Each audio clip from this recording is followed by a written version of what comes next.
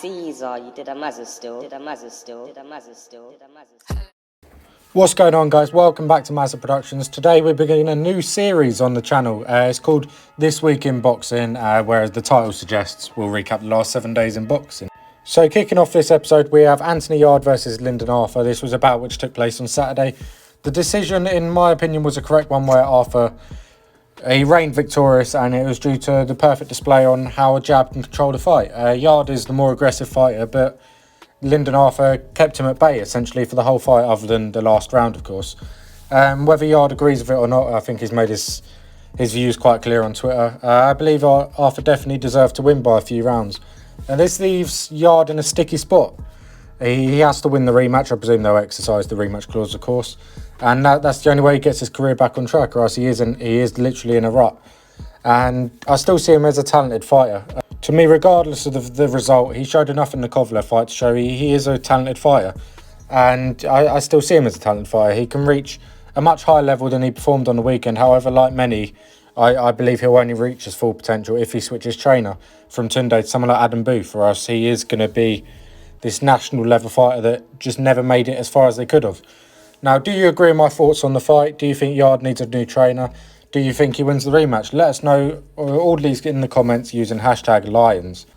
In other news, Section 2, last night we saw an exhibition bout between Floyd Mayweather and Logan Paul become confirmed. This has taken place February of 2021. At this point, I'm not currently sure whether knockouts will be allowed or whether it'll be kind of like the Tyson Jones fight we saw a couple of weekends ago. However, it'll be interesting to see what intensity the fight is fought at and how seriously Floyd takes it. I mean, Logan has a win-win scenario in this, if we're being honest. And Floyd could easily dance to a decision win, but it'll be interesting to see whether he'll try to get on the inside and take it to Logan, which will, even though it's against an extremely novice fighter, make no mistake, Logan is a novice fighter who's hugely bigger. He'd be 5 or so weight classes above Floyd, so the punches will pack a lot of power. And by no means do I think Logan has much of a chance, or any chance, in fact. But it goes without saying that if Floyd is on the inside, he's at much more risk of receiving a wake-up call punch of someone 20 kilos heavier than him than if he attempts to fight just on the outside. So, do you think Logan has a chance, even if it's just 1%? How many rounds do you think it goes? Let us know in the comments using hashtag MazzaProductions. Upcoming this week, we have a huge unification bout between heavyweight boxers Anthony Joshua and Kubrat Pulev. We'll be doing a full prediction tomorrow, but it only seems right to have a small say on it here, essentially. I'm looking forward to it, mainly to see if there's any key progressions AJ has made since last year's bouts against Andy Ruiz. I think he showed great ring IQ in the rematch and strikes me as a boxer who's always keen to learn and improve. So it'll be interesting to see if the year he's had since his last fight, whether there's a few things he'll be bringing in from the gym to the ring, if that makes sense. It'll also be interesting to see whether it takes a few rounds for either of them to get going.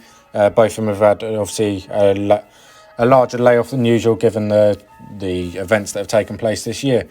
But do you think AJ fights cautiously or aggressively? Let us know in the comments using Joshua Pulev.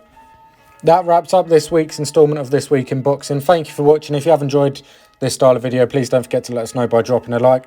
If you are new around here, please don't forget to subscribe. And as we said earlier, we're releasing a Joshua Pulev prediction tomorrow, so don't forget to look out for that. Once again, thank you for watching, and peace.